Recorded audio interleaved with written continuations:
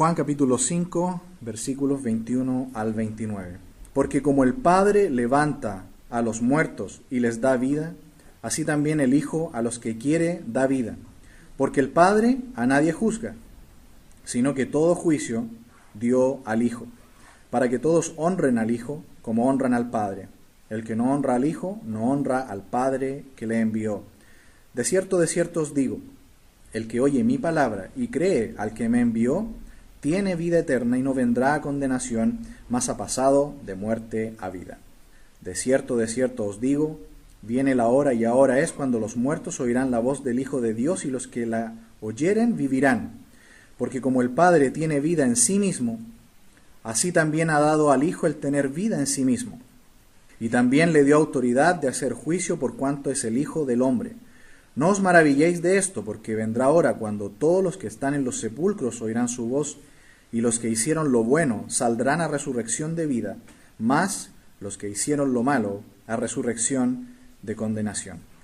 En esta mañana, hermanos, vamos a ver que Jesús es fuente de vida. Y veremos en esta mañana 4 puntos aquí en el relato de Juan, que es el tercer discurso realmente de nuestro Señor Jesucristo aquí en el Evangelio de Juan. Vamos a ver en primer lugar, desde el versículo 21 al 25, que Jesús puede resucitar al muerto pecador de sus pecados. En segundo lugar, vamos a ver en los versículos 26 y 27 que Jesús puede dar su vida por los pecadores y resucitar. Versículos 28 y 29 en la parte A, vamos a ver en tercer lugar que Jesús puede dar vida a los que murieron creyendo en Él. Y en último lugar vamos a ver en la última parte del versículo 29 que Jesús resucitará para juzgar a los que no creyeron. En este pasaje vemos 4 resurrecciones. Y vamos a ver que Jesús no es un canal de vida, sino que es la misma fuente de la vida, es el manantial de la vida. El propósito del Evangelio de Juan, que está en el capítulo 21, ya lo conocemos, lo vamos a leer en capítulo 21. ¿Cuál es el propósito de este libro? Juan capítulo 20, versículos 30 y 31. Hizo además Jesús muchas otras señales en presencia de sus discípulos, las cuales no están escritas en este libro, pero éstas se han escrito para que creáis que Jesús es el Cristo, el Hijo de Dios, y para que creyendo tengáis vida en su nombre. ¿Cuál es el propósito entonces del Evangelio de Juan? Es presentar la divinidad del Señor Jesucristo. Y esta divinidad se prueba de 2 maneras irrefutables. La primera son las declaraciones mismas del Señor Jesucristo. Por ejemplo, ya vimos una en el capítulo 4, donde el Señor le dice a la samaritana, yo soy el que habla contigo. La samaritana estaba preguntándose, ¿cuándo vendrá el Mesías? Y él le responde, yo soy el que habla contigo. Esa expresión yo soy es un claro eco del yo soy de Éxodo capítulo 3, el nombre sagrado del eterno Dios. Solamente Jesús, el Hijo de Dios, puede hacer este tipo de declaraciones. Yo y el Padre, uno somos. Todas estas declaraciones verbales que el Señor va a hacer en estos discursos son prueba de que Él es Dios encarnado y el Salvador del mundo, el Mesías. En segundo lugar, el libro quiere probar la divinidad de Cristo en el sentido de las señales. ¿Qué son señales? Juan le llama así a los milagros. En otros evangelios se habla de milagros, pero Juan le llama señales. ¿Por qué? Porque son milagros, pero con mensaje. ¿Y cuál es el mensaje? Que Jesús es el Mesías y es Dios encarnado. Hemos visto entonces que el Evangelio de Juan es un evangelio que nos presenta también la nueva creación. Dios quiere traer una nueva creación a este mundo. Y así como en Génesis partió con los cielos, la tierra, el mundo, y en el último día de la creación Dios creó al hombre a su imagen y semejanza, ahora en la nueva creación, que lamentablemente ha caído en pecado, Dios lo que va a hacer es comenzar a la inversa. Comienza primero en el corazón del hombre, trayéndole una transformación total, dándole un corazón nuevo, una vida nueva, y va a terminar, como el mismo Juan lo dice en el libro de Apocalipsis, con cielos nuevos y tierra nueva. Dios quiere traer una nueva creación al mundo y parte en el corazón del hombre. Todo aquel que crea que Jesús es el Dios encarnado, el Hijo de Dios y el Cristo, es decir, el Salvador del mundo, dice aquí que tiene vida eterna gratuitamente. En el capítulo 3, cuando Jesús conversó con Nicodemo, nos presentó este momento de fe y de arrepentimiento como cuando los hebreos allí en el desierto, mordidos por estas serpientes venenosas, con la muerte inminente en ellos corriendo por sus venas, ellos tenían que mirar a esta imagen levantada en el desierto, esta imagen de bronce, una mirada de angustia, una mirada de saber que estoy a punto de morir, pero colocando la fe en Dios el Padre, entonces ellos fueron sanados y no murieron.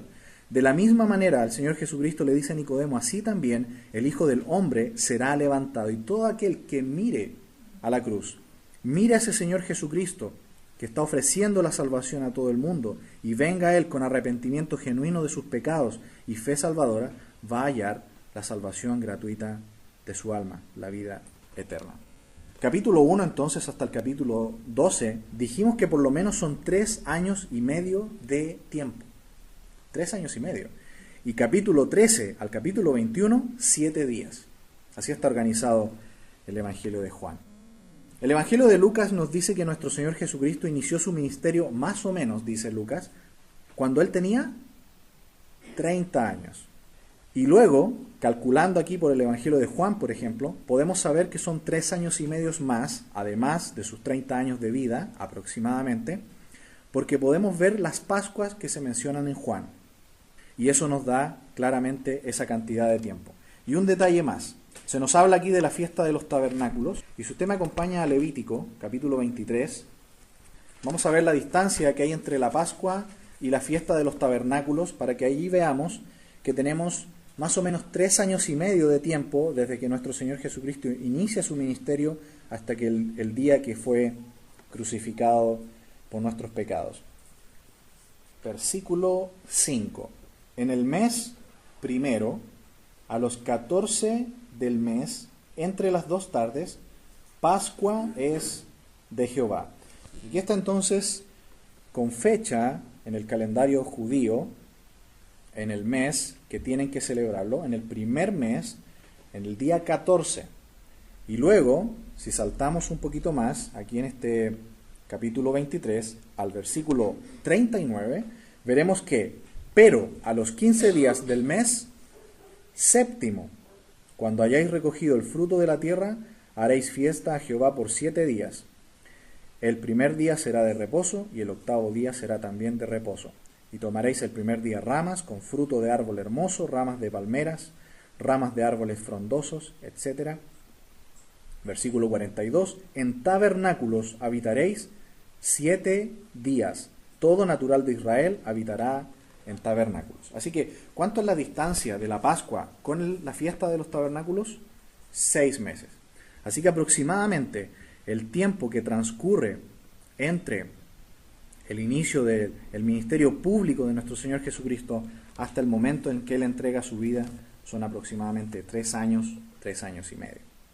Entonces vamos aquí a nuestro pasaje y vamos a ver que Jesús es fuente de vida. Hemos visto hasta aquí que en la Trinidad hay una obra dentro de la Trinidad y también hay una obra que sale hacia afuera. Hemos visto que hay un amor eterno, perfecto, una comunión perfecta entre el Padre, el Hijo y el Espíritu Santo. El Padre ama al Hijo y el Hijo ama al Padre. El Padre le muestra todas las cosas al Hijo, de modo que son una misma mente. No hay secretos entre ellos. Hay una misma voluntad. Nada hace el Hijo por su propia cuenta. De modo que hay una sincronía, un trabajo perfecto entre las personas divinas. Y aquí, en Hechos, capítulo 10, para mostrar un ejemplo solamente, en el versículo 38 se nos dice que la labor del Espíritu Santo entonces en el ministerio de nuestro Señor Jesucristo ha sido apoyarle. En el versículo 38 leemos: como Dios ungió con el Espíritu Santo y con poder a Jesús de Nazaret, y cómo éste anduvo haciendo bienes y sanando a todos los oprimidos por el diablo, porque Dios estaba con él. ¿Quién estaba con él? Dios, el Espíritu Santo, la misma persona. Hemos dicho entonces que en la Trinidad hay un solo ser, un solo Dios, pero que se revela eternamente en las tres personas, del Padre, del Hijo y del Espíritu Santo. Así se nos dice en Deuteronomio capítulo 6, versículo 4. Jehová Dios, Jehová uno es un solo ser, no tres dioses. Ese politeísmo del que algunos acusan falsamente al cristianismo, obviamente no es así. La Escritura nos enseña que Dios es uno, un solo Dios, pero que se expresa eternamente en tres personas. Y este es el misterio trinitario, ¿no? ¿Cómo tres pueden ser uno? Nuestra mente lo puede oír, lo podemos decir, pero nos cuesta infinitamente entenderlo porque estamos ante un Dios infinito. Así como el agua tiene una pura fórmula química, una sola configuración química, pero puede estar en tres estados, ¿no? Puede ser sólida, puede ser gaseosa, puede ser líquida. De la misma manera Dios es un solo ser, pero que se revela eternamente aquí en tres personas. Este amor que está dentro de la Trinidad entonces sale hacia afuera, a tal punto que Dios el Padre envía a este mundo todo lo que tiene, envía al Hijo. Es decir, cuando Dios da al Hijo, ya no puede dar más. Se ha vaciado completamente. Más amor por la humanidad pecadora no puede demostrar. Cuando Dios nos da al Hijo, ya nos ha dado todo, absolutamente todo. Así que Dios, algunos piensan que Dios no ama al pecador, porque tiene pecado. Pero Juan 3:16 dice que tanto amó Dios al mundo. Romanos 5:8 dice que nos amó siendo aún pecadores. Dios ama al pecador con un amor de benevolencia porque le desea el bien de la salvación. Lo ama, quiere salvarlo, quiere quitar esa mancha de pecado y darle una nueva vida. Quiere restaurarlo otra vez a la comunión con Él. Por lo tanto, Dios sí ama al pecador. Por supuesto que no ama su pecado, pero quiere salvarlo. Y una vez que ya somos sus hijos, nos ama con un amor ya de benevolencia. ¿De benevolencia? No, de complacencia. Cuando nuestro Señor Jesucristo estaba allí en el bautismo con Juan el Bautista, la voz audible del Padre desde el cielo dice: este es mi Hijo amado en quien me complazco, en quien tengo complacencia. Cuando Dios mira a su Hijo, se complace porque lo ve santo, perfecto, puro. Es su Hijo santo, Cristo Jesús. Y de la misma manera, cuando mira a nosotros, sus hijos, y nos ve a través de Jesús, también tiene complacencia en nosotros. Nos ama con plena complacencia porque nos ve puros, limpios y santos por la obra de Cristo en nosotros. Así que Dios ama al mundo también. Y ha dado a su Hijo, lo más importante, lo único que tiene. Por lo tanto, Dios, de esta manera que ama tanto, también sufre. Y sufre porque nos da su amor puro y el hombre lo rechaza. Como un gran árbol que se llena de frutos, próximamente en la estación que viene, se llena de fruto el árbol. ¿Y qué le pasa a sus ramas? Se doblan, no porque sea débil el árbol, sino justamente porque es fuerte, está lleno de vida y está lleno para dar. De la misma manera, Dios está lleno de amor, de gracia y de misericordia, y se dobla porque está lleno de frutos y se pone al alcance del hombre. Dios no se hace sufriente, doliente, a causa de que sea débil. Todo lo contrario, porque está lleno de dones y de amor para dárselos al hombre. Y se dobla como un árbol lleno de fruto para que esa gracia nos llegue a nosotros. Así que sufre infinitamente al ver a la humanidad pecadora lejos de Él. No es un Dios hierático que está allí estático en el cielo y que no sufre y no se mueve.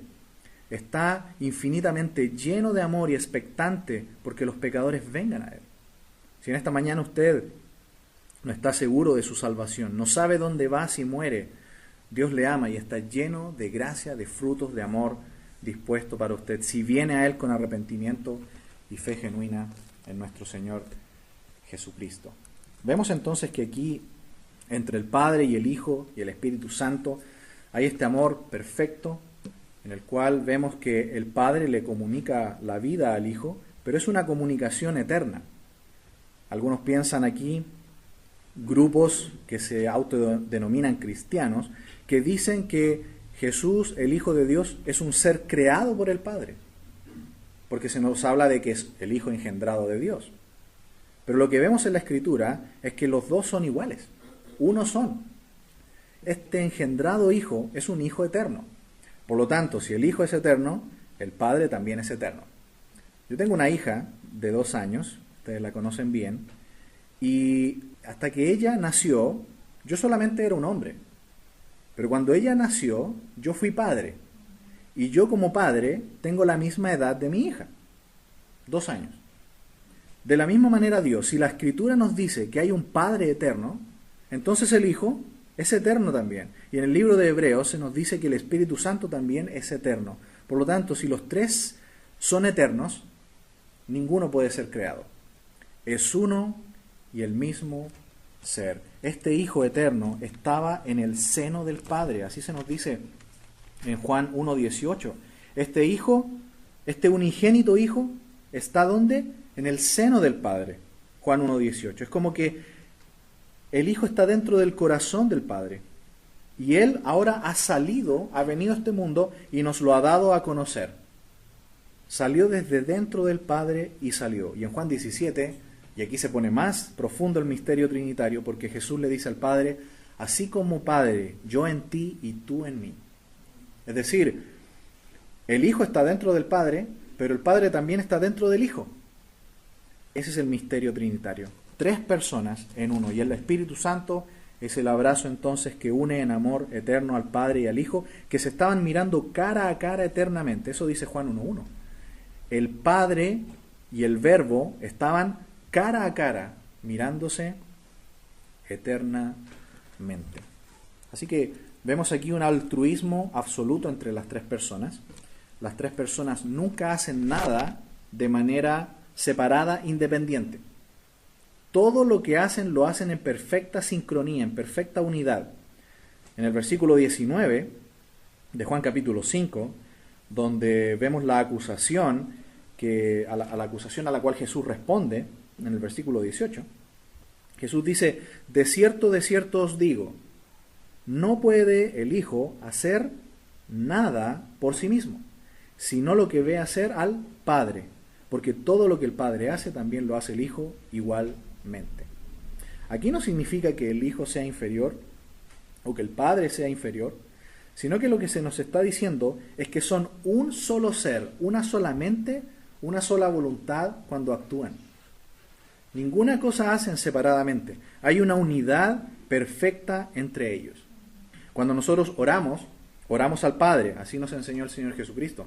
Oraréis al Padre. ¿En el nombre de quién? De Jesús. Todo lo que pidiereis al Padre en mi nombre. Y el Espíritu Santo, en Romanos capítulo 8, Pablo nos explica que el Espíritu Santo intercede por nosotros con gemidos indecibles. ¿Quién pone las palabras cuando nosotros oramos? El Espíritu Santo va guiando las palabras y los temas cuando nosotros oramos en esa oración personal, sincera ante nuestro Padre. Como usted puede ver, en todo la Trinidad está trabajando. Ninguno de los 3 opera de manera separada, independiente. El Padre ha ideado este plan maravilloso de salvación, de quitar esta mancha de pecado de la humanidad. El Hijo viene al mundo enviado por el Padre para hacer el sacrificio expiatorio perfecto, la sangre, el único quitamanchas de pecado aprobado por Dios. Y el Espíritu Santo sella a los que creen en Él. En todo está actuando la Trinidad, en todo. El Padre toma en su mano este sello, que es el Espíritu Santo, allí en Efesios 1:14, e imprime en aquellos que creen la imagen del Hijo. En todo, la Trinidad trabaja junta y plenamente. Y aquí en este pasaje vamos a ver que quien comunica la vida es el Hijo, pero las 3 personas están trabajando. En primer lugar, vamos a ver en el versículo 21 hasta el 25 que Jesús puede resucitar al pecador que está muerto en su pecado. Versículo 21, porque como el Padre levanta a los muertos y les da vida, así también el Hijo a los que quiere da vida. Porque el Padre a nadie juzga, sino que todo el juicio dio al Hijo, para que todos honren al Hijo como honran al Padre. El que no honra al Hijo, no honra al Padre que le envió. De cierto os digo, el que oye mi palabra y cree al que me envió, tiene vida eterna y no vendrá a condenación, mas ha pasado de muerte a vida. De cierto os digo, viene la hora, y ahora es cuando los muertos oirán la voz del Hijo de Dios, y los que oyeren vivirán. Versículo 21, entonces vemos que el Hijo puede dar vida igualmente que el Padre. Porque el Hijo no es un canal de vida, y el Padre es solo el único manantial. El Hijo y el Padre son manantiales de vida, son fuentes de vida. Se nos dice ahí en el capítulo 1 que en Él estaba la vida, y la vida era la luz de los hombres. Es decir, nuestro Señor Jesucristo y nuestro Padre son origen de vida. El único que le puede dar vida a una persona que ha muerto en sus pecados, transformar su vida, renovar su vida, es la obra de salvación del Señor Jesucristo en la cruz. Es el único medio por el cual Dios puede comunicar esta vida. El mismo Señor lo dijo: el único camino al Padre soy yo, nadie más. No hay muchos caminos, como trata de enseñar algunas corrientes ecuménicas de nuestros días. Hay muchos caminos, o todos los caminos pueden llevar a Cristo. Es un solo camino. Y una vez que ya estamos en ese camino, es muy interesante que es un camino que anda, que se mueve, como las escaleras mecánicas que podemos ver, por ejemplo, en el metro. Uno simplemente se para allí y la escalera nos lleva. Es un camino que se mueve. Cuando nosotros estamos en Cristo, ahora lo único que tenemos que hacer es andar en Él, como dice Pablo, y ser hijos de luz, imitadores de Dios como hijos amados. Así lo enseña Pablo allí en Efesios. Simplemente estar en Él y dejar que nuestro piso se mueva a donde Él nos guía. Todo aquel creyente que quiera andar por su propio camino se empieza a desviar. En el versículo 22 hemos visto que el Padre ha dado todo al Hijo, incluso el juzgar. ¿Quién va a juzgar a los vivos y a los muertos? El Señor Jesucristo. Primero vino como cordero. Vino como un cordero. Y el pueblo de Israel no lo vio entonces como Mesías. Porque ellos esperaban al Mesías fuerte, libertador, que se nos presentan algunas de las profecías.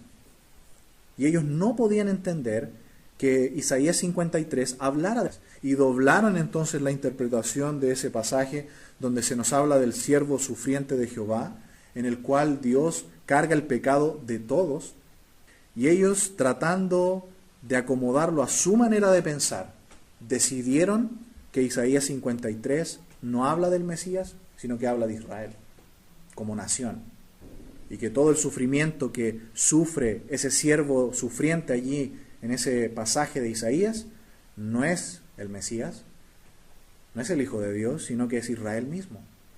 Porque ellos no quieren entender y no quieren ver que para que haya salvación verdadera, el mismo Dios tiene que encarnarse, venir a este mundo y derramar su sangre por nosotros. Y así hacer cumplido finalmente todo el sistema levítico de sacrificios. Pero ellos quieren seguir con ese ritual, ellos quieren seguir con el derramamiento de sangre de animales y todo el sistema religioso, y no vieron que el Hijo de Dios era el Cordero de Dios enviado para salvar al mundo. Cuando Él vuelva por segunda vez, ahora sí vendrá, ya no como Cordero, ahora vendrá como león, y vendrá también a juzgar, porque el Padre le ha dado al Hijo todo, porque todo lo tienen en común, son una misma persona, uno está dentro del otro. Lo que sabe el uno lo sabe el otro. Lo que hace el uno lo hace el otro. Y el Hijo no habla nada que no haya escuchado del Padre. Y Dios le ha dado entonces al Hijo el poder de juzgar a los vivos y a los muertos. Versículo 23, vemos que la honra que tiene el Padre también se la ha dado al Hijo. Todo aquel que adora a Cristo adora al Padre también. Tenemos una enseñanza muy clara de que el Espíritu Santo en la adoración lo que hace es guiarnos a nosotros a adorar a Cristo y al Padre. No vemos en la Escritura que hay una orden ni una enseñanza de que debemos hacer, por ejemplo, un culto al Espíritu Santo o adorar al Espíritu Santo. Más bien, lo que vemos en la Escritura es que el Espíritu Santo es la tercera persona de la Trinidad que guía a los creyentes a adorar al Hijo y al Padre. De modo que un culto que realmente está guiado por Dios, controlado por el Espíritu Santo, es un culto donde se adora al Padre y al Hijo. ¿Cómo? En espíritu y en verdad. El Espíritu Santo entonces es la persona que nos guía a glorificar al Hijo. Acompáñenme a Juan 16, por favor. Versículo 13. Pero cuando venga el Espíritu de verdad, Él os guiará a toda la verdad. ¿Quién es el único y verdadero vicario de Cristo sobre este mundo? ¿Quién es el abogado que tienen los creyentes aquí en la tierra? Es el Espíritu Santo. Y nuestro abogado en el cielo y nuestro vicario en el cielo es nuestro Señor Jesucristo. ¿Lo ven? Nuestro Señor Jesucristo envía entonces al Espíritu Santo, que procede del Hijo y procede del Padre, puesto que no es un hijo del Hijo. El único hijo que tiene Dios es Jesucristo. El Espíritu Santo, el término que se usa aquí es procede. Es el aliento personal de Dios. Y es el aliento también personal del Hijo. ¿Recuerdan que el Señor Jesucristo también sopló en los discípulos? Es el aliento personal de Dios el Padre y de Dios el Hijo que procede del Hijo. Y estas tres personas son una. Es un misterio revelado. No lo podemos entender, pero allí está. Pero cuando venga el Espíritu de verdad, Él os guiará a toda la verdad. El sistema católico romano dice que el vicario de Cristo en la tierra es un hombre, el Papa. La Escritura nos dice claramente que el Espíritu Santo es el vicario que nuestro Señor Jesucristo ha dejado. Porque no hablará por su propia cuenta, sino que hablará todo lo que oyere y os hará saber todas las cosas que habrán de venir. ¿El Espíritu Santo actúa por su propia cuenta? Tampoco. Dice y hace todo lo que oye. ¿Lo que oye de quién? ¿De quién procede? Del Padre y del Hijo. Él me glorificará. Es decir, ¿qué hace el Espíritu Santo? Nos guía a que glorifiquemos a Cristo y al Padre. Porque tomará de lo mío y os lo hará saber. Todo lo que tiene el Padre es mío, por eso dije que tomará de lo mío y os lo hará saber. El Espíritu Santo entonces toma algunas agencias como la palabra misma de Dios, la cual es la palabra que actúa en los creyentes. ¿Cómo actúa entonces Dios hoy en la iglesia? Por la guía del Espíritu Santo. Cristo, como cabeza de la iglesia, habla a su iglesia por medio de la palabra de Dios, y es el Espíritu Santo, el Maestro, quien nos explica, quien nos enseña y nos aclara el significado de la palabra de Dios. Él nos guía a la verdad, no un hombre, como dice el sistema católico romano. Así que esta es la obra de la Trinidad interna y que sale hacia afuera, en primer lugar y por sobre todas las cosas, en amor para su pueblo y para este mundo. Versículo 23, estamos viendo del capítulo 5. El que no honra al Hijo no honra al Padre que le envió. Así de simple, porque tienen la misma honra. Para ser salvo se necesita creer y honrar en el Hijo para poder llegar al Padre. Así lo dijo el Hijo. Yo soy el camino al Padre. El único mediador entre Dios y los hombres es Jesucristo, hombre. Solamente por medio del Señor Jesucristo usted puede hallar la salvación y la vida eterna en el cielo y tener, si usted ya es un hijo de Dios, una vida abundante aquí y ahora. Versículo 25. Vimos que el Hijo recibe y sustenta su vida divina en comunicación con el Padre. En la antigüedad, los primeros cristianos del lado oriental del mundo, es decir, la iglesia griega, por ejemplo, ellos crearon una palabra muy interesante para hablarnos de esta recirculación de la vida divina que vemos aquí en la Escritura.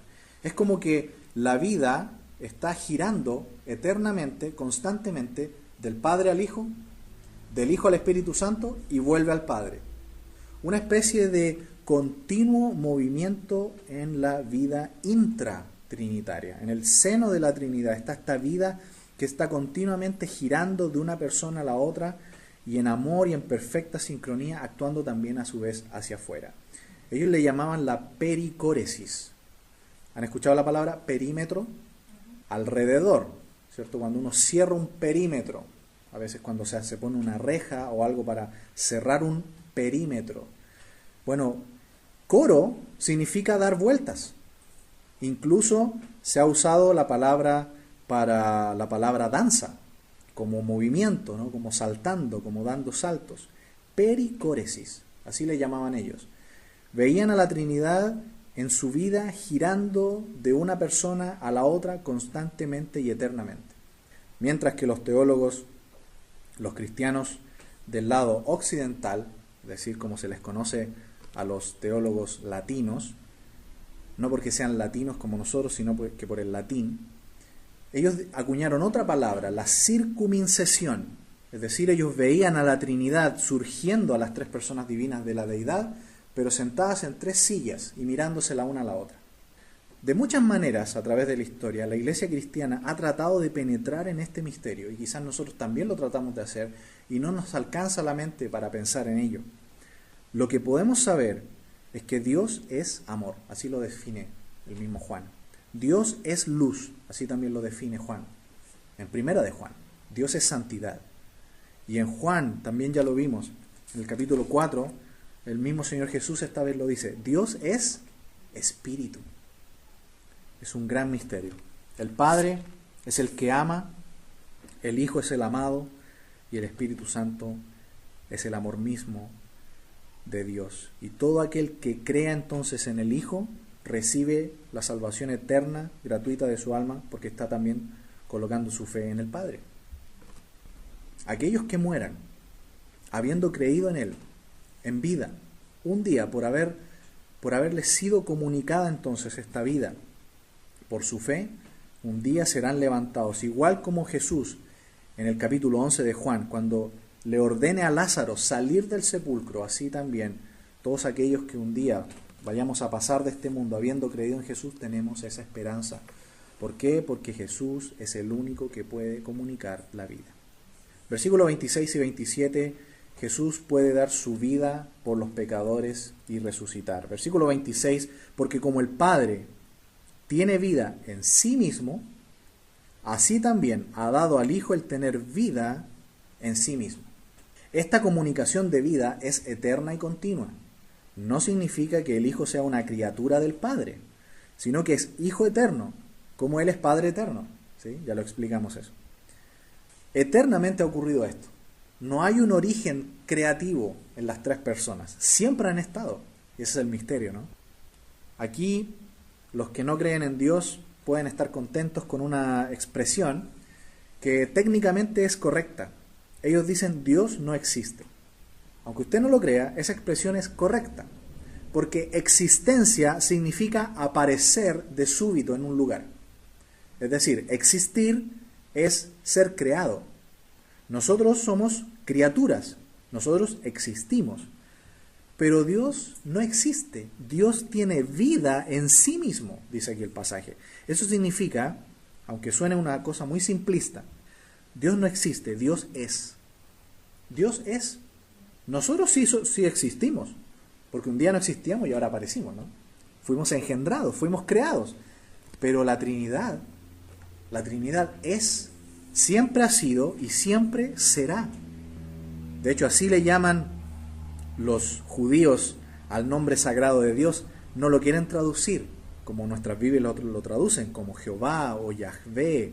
Ellos dicen el Eterno, el que vive continuamente desde siempre y para siempre. Y esta vida está entonces en el Padre y en el Hijo.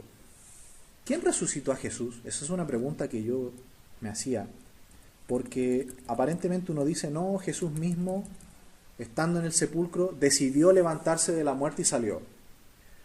Pero ¿es cierto eso? Recordemos que las personas divinas nunca hacen nada por sí mismas.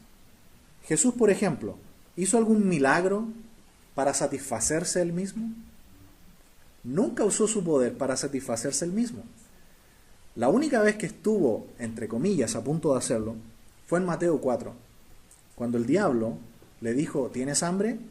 Convierte las piedras en pan. ¿Qué quería el diablo hacer con Jesús? Quería que Jesús hiciera un acto egoísta. Quería que Jesús hiciera un atajo en la obra que el Padre le había pedido venir a hacer a este mundo, ser uno de nosotros. Y depender, como dice Hechos 10:38, depender solamente de la guía y del poder del Espíritu Santo, que fue la persona de la Trinidad que lo apoyó. Jesús en ningún momento dejó su divinidad, Él siempre fue Dios. Lo que pasa es que Jesús, como hombre encarnado en este mundo, veló sus atributos divinos, veló su gloria. Pero si Él quería, podía hacerlo. Pero no lo hizo, porque la Trinidad, ninguna persona de la Trinidad nunca busca lo suyo. Ninguna persona de la Trinidad hace algo para sentirse bien él mismo, sino que las personas de la Trinidad siempre hacen algo entre ellas. El Padre le da todo al Hijo y le hace el heredero de todo. Eso dice Juan 8. El Padre le ha dado al Hijo todas las cosas. Y Pablo pregunta, si Dios le ha dado todo al Hijo. Romanos 8. El que no escatimó ni a su propio Hijo, sino que lo entregó por todos nosotros, ¿cómo no nos dará también con Él todas las cosas? Y si hijos, versículo 17 de Romanos 8, también herederos, herederos de Dios y coherederos con Cristo, si es que padecemos juntamente con Él, para que juntamente con Él seamos glorificados. Todo lo que tiene el Hijo se lo ha dado el Padre. Jesús, el Hijo de Dios, es dueño de todo.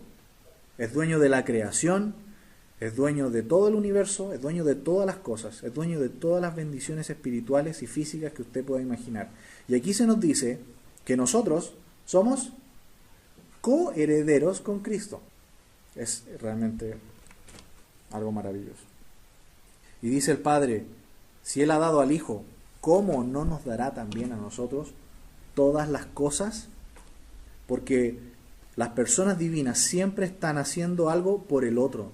El Padre le da todo al Hijo, le da todo el juicio al Hijo, ama al Hijo. Y también, como vamos a ver ahora, lo resucitó. ¿Saben quién resucitó a Jesús? No fue Él mismo. Podía hacerlo, sin duda. Pero quien resucitó, quien levantó a Jesús de los muertos, fue el Padre. Pruebas para eso. Romanos capítulo 10 lo dice. 9. Que si confesares con tu boca que Jesús es el Señor y creyeres en tu corazón que Él mismo se levantó de los muertos, podía hacerlo. Pero ¿quién le levantó de los muertos?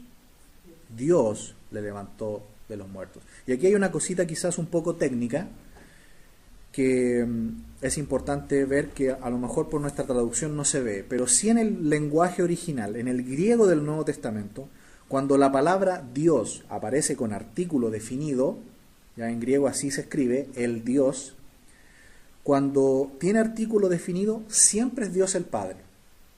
Pero cuando no tiene artículo definido, es Dios como la Trinidad, como la divinidad. Por ejemplo, en Juan 1:1, cuando se dice que el verbo era Dios, allí ese Dios no tiene artículo. Es decir, está diciendo, Jesús es Dios, es divino. Pero aquí dice, Ho Theos, el Dios. Siempre que Dios tiene artículo, es Dios el Padre. Es una regla. ¿Quién levantó a Jesús de los muertos? Él podía hacerlo. Juan capítulo 10, verso 18. Nadie me la quita. ¿Qué cosa? La vida. Juan 10, 18. Sino que yo de mí mismo la pongo, tengo poder para ponerla y tengo poder para volverla a tomar. Este mandamiento recibí de mi Padre. ¿Tiene Jesús el poder para darla? Por supuesto, y la dio. Padre, en tus manos encomiendo mi espíritu, y expiró. Eso nos dice la Escritura. ¿En quién entregó su vida? No a sí mismo, entregó su vida al Padre. ¿Quién le levantó de los muertos entonces? El Padre. Lo dice claramente aquí la Escritura. Nunca buscan lo suyo propio, sino lo de los otros, como explica Pablo en Filipenses 2. Jesús nunca hizo nada para sentirse bien él mismo, sino que siempre buscando por los otros. Este es la obra dentro del seno de la Trinidad. Hay un altruismo absoluto entre las tres personas, y ese mismo ejemplo el Señor Jesucristo quiere que lo tengamos nosotros los creyentes. Así como tú, Padre, en mí y yo en ti, que ellos sean uno, en perfecto amor, en perfecta unidad, para que el mundo crea que tú me enviaste. El mismo amor y la misma comunión, el mismo altruismo, la misma ayuda mutua que hay en la Trinidad, Dios el Padre quiere que sea una realidad también en la iglesia, entre nosotros. El Padre le engendra eternamente, le comunica la vida, le da todo el juicio, puesto que como hijo del hombre es perfecto y santo. Así se nos llama a nuestro Señor Jesucristo aquí en el versículo 27, el Hijo del Hombre. Cuando se quiere decir Hijo del Hombre, se quiere decir Dios encarnado. Eso es lo que quiere decir la expresión Hijo del Hombre. Perfecto, el Hijo perfecto de Dios, que no pecó nunca, que no tuvo ninguna mancha. Por eso que puede ser el perfecto Cordero de Dios, sacrificado por todos nosotros. Jesús es como un vaso de agua limpia, de agua pura. Si nosotros tomamos ese vaso y lo agitamos, ¿se enturbia el agua? No, porque es un vaso de agua pura y limpia. Cuando Satanás trató de tentarlo, no iba a ocurrir nada, porque Jesús es Dios. Jesús no tiene ningún apetito por el pecado. Algunos por ahí dicen, si Satanás lo tentó era porque podía pecar. Eso es falso. Jesús es Dios. Él no tiene ningún apetito ni deseo por el pecado. Él no podía pecar ni pudo pecar, porque Él es como un vaso de agua pura y limpia. La tentación, el rol que jugó la tentación en el ministerio de nuestro Señor Jesucristo, iniciándolo allí en Mateo 4, era simplemente como una parte de su humillación. Que el mismo diablo viniera en persona, tenerlo por pecador y tentarlo Él personalmente, como cualquier otro pecador. Pero el Señor Jesucristo no pecó ni podía pecar, porque es Dios. Nosotros somos diferentes, somos como un vaso de agua también, pero tenemos un fondo de barro. Y cuando nos agitan, el agua ya no es igual, cambia de color. Naturaleza pecaminosa se llama eso. Dios no la tiene. Él es puro, perfecto, es el Hijo del Hombre. Puede dar vida a los que murieron creyendo en él. Versículo 28. No os maravilléis de esto, porque vendrá hora cuando todos los que están en los sepulcros oirán su voz, y los que hicieron lo bueno saldrán a resurrección de vida. En tercer lugar, vamos a ver esta mañana que Jesús puede dar vida a los que murieron creyendo en él. Un muerto que pasó de este mundo podrá oír la voz del Hijo de Dios porque es Dios mismo. ¿Cómo puede un muerto oír si está muerto? Porque Dios puede comunicarle vida, porque Él es el único que puede hacerlo. Porque es Dios mismo, para Él no hay nada imposible, y todos los que murieron creyendo en Él, un día oirán su voz y saldrán de los sepulcros. Para la iglesia esto está claramente explicado y enseñado en 1 Tesalonicenses, capítulo 4, versículo 3. Tampoco queremos, hermanos, que ignoréis acerca de los que duermen, para que no os entristezcáis como los otros que no tienen esperanza. Porque si creemos que Jesús murió y resucitó, así también traerá Dios con Jesús a los que durmieron en él. Por lo cual os decimos esto en palabra del Señor, que nosotros que vivimos, que habremos quedado hasta la venida del Señor, no precederemos a los que durmieron, porque el Señor mismo, con voz de mando, con voz de arcángel, con trompeta de Dios, descenderá del cielo, y los muertos en Cristo resucitarán primero.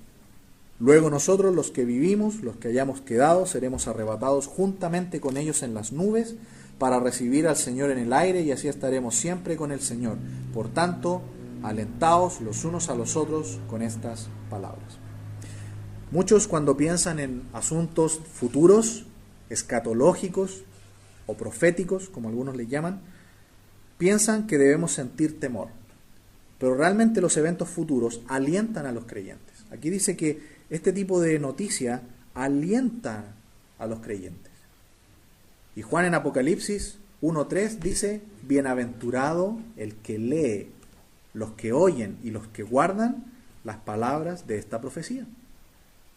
El mundo se tiene que asustar. Los que no creen, ellos sí se pueden asustar.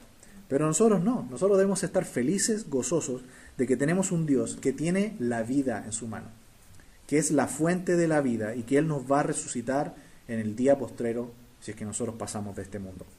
Porque Hebreos dice que está establecido para los hombres que mueran una sola vez y después el juicio. En último lugar, versículo 29, la parte B, dice, más los que hicieron lo malo, a resurrección de condenación o de juicio, podría traducirse también. resucitará Jesús para juzgar a los que no creyeron. Jesús también resucitará, en cuarto lugar, a los que no creyeron. Pero lamentablemente no para vida, para muerte, para condenación. No hay segunda oportunidad. En el sistema católico romano hay un sistema de sacramentos para la salvación. Y usted puede cumplirlos todos, morirse e ir al purgatorio igual. No hay nunca salvación segura en ninguna religión falsa. Pero en la Escritura vemos que la salvación no es un proceso, es un acto instantáneo de Dios. En el momento que usted pone su fe en arrepentimiento genuino en Jesús, el Hijo de Dios, instantáneamente sus pecados son perdonados y usted recibe el sello, la vida eterna. No necesitamos sacramentos ni ningún procedimiento más.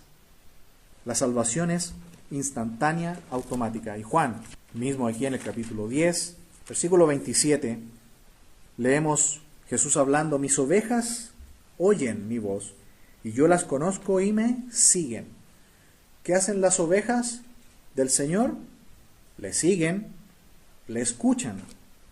Y yo les doy vida eterna, yo les comunico la vida, y no perecerán jamás, ni nadie las arrebatará de mi mano.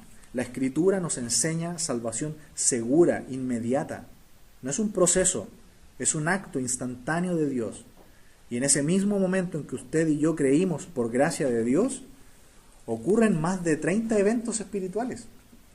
Perdón, adopción, justificación, reconciliación, santificación y muchos más. Son como 30 eventos que ocurren en un solo momento, en un solo segundo, y quizás menos que eso.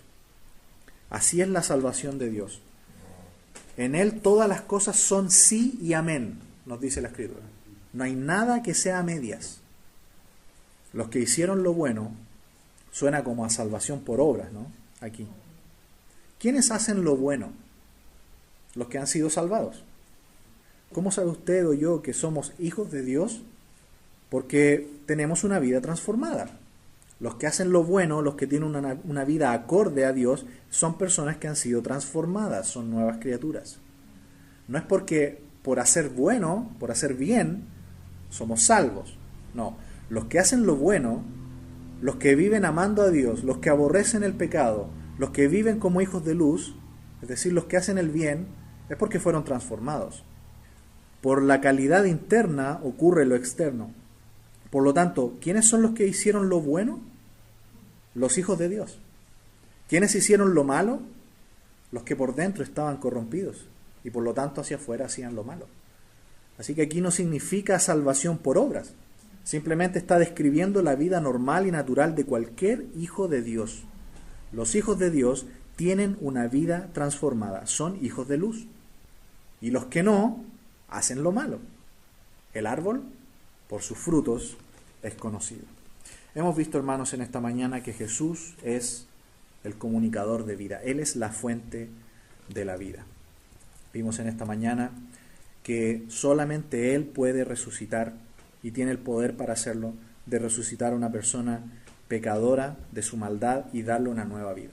Vimos en segundo lugar que Él mismo, siendo Dios, fue resucitado por el Padre. Él puede dar su vida por los pecadores y resucitar. En tercer lugar, vimos que Jesús puede dar la vida a los que murieron creyendo en Él. Y esa es nuestra esperanza. Y en último lugar, vimos que Jesús resucitará para juzgar a los que no creyeron. Que el Señor nos bendiga, nos aliente en esta semana, para que su palabra en esta mañana pueda ser dulce, ¿no?, a nuestra vida. Pueda ser algo que nos anime, que nos motive a que, como tanto amor hay en el seno de la deidad, desde dentro y salió hacia afuera, de la misma manera nosotros como hijos de Dios podamos desde dentro, que tenemos en nuestra vida, en nuestro corazón a Dios, fue derramado, dice Romanos 5:5, el Espíritu Santo vive en nosotros, nuestro Señor Jesucristo. Hacia afuera pueda notarse que somos hijos de Dios, y así otros que no le conocen